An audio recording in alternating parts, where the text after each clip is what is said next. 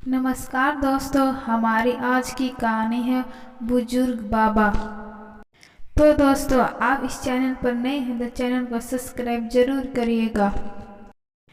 सड़क के किनारे एक बूढ़े को देखा। उसे देखकर लोग तरह तरह की बातें बना रहे थे। पतले दुबले बूढ़े बाबा रोज मुंह नीचे किए वहां बैठा हुआ मिलता। अरे बाबा, आप कौन हैं? आप रोज यहाँ पर क्यों बैठ जाते हो? इस बोरे में क्या है? एक युवा राहगीरी ने पूछा। बाबा ने कोई उत्तर नहीं दिया। वह राहगीरी वहां से चला गया। कुछ दिन ऐसा ही क्रम चलता रहा। एक दिन फिर उस बूढ़े बाबा से पूछा, बाबा आप बताते क्यों नहीं, आप कौन हैं और आप यहाँ क्यों बैठे हो? बूढ़े बाबा ने उसकी तरफ देखते हुए कहा, मैं एक लोहार था। सालों मैंने लोहा तपाकर और उसको अलग अलग आकार में डाला। अब बूढ़ा हो गया हूँ।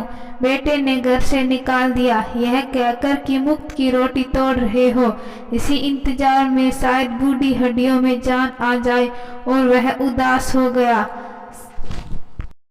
उस बाबा में राहगीरी ने अपने दादा की तस्वीर दिखाई दे रही थी। उसके दादाजी भी तो ऐसे ही अवस्था में होंगे। 4 साल पहले जब घर आए थे कितने खुशहाल दिखाई देते थे। अब बड़े बेटे के घर आए थे। आस पास पड़ोसी में जो कोई उससे पूछता सहजता से वे कहते, मैं एक किसान का बेटा हूँ, खेती बाड़ी का काम करता हूँ। मैं बड़ा ही भाग्यशाली हूँ। खेत में फसल भी अच्छी होती है और यहाँ मैं अपने बच्चों को भी पलते फूलते देखता हूँ तो लगता है कि वह भी तो मेरी मेहनत से बनी है। उनका बड़ा बेटा जो राहगीरी का पिता जब यह सुनते उनकी वह तन जाती। सबके सामने तो कुछ न कहते पर घर आकर अपने बाबूजी से कहते, बाबा आप तो जैसे गांव से तय करके ही आए कि मेरी नाक कटवा कर दम लेंगे। लोगों से क्या जरूरत थी यह सब कहने की, आप किसान हो। और यह कैसे कह दिया कि आपने कि मैं आपकी मेहनत से बना हुआ हूँ। मैं आज जो भी हूँ वह मेरी अपनी मेहनत है। ख्याल आपको यही सब करना है तो यहाँ से चले जाइए। गांव वापस मेरे घर मूंग दलने क्यों आए हो? दादाजी बोले, मैं जा रहा हूँ, कहाँ जाऊंगा पता नहीं। अब राहगीर पापा धनश्याम जी टप टप आंसू बह रहे थे पर कर भी क्या सकता। बहुत देर हो गई थी कि उनके पिताजी तो चले गए थे।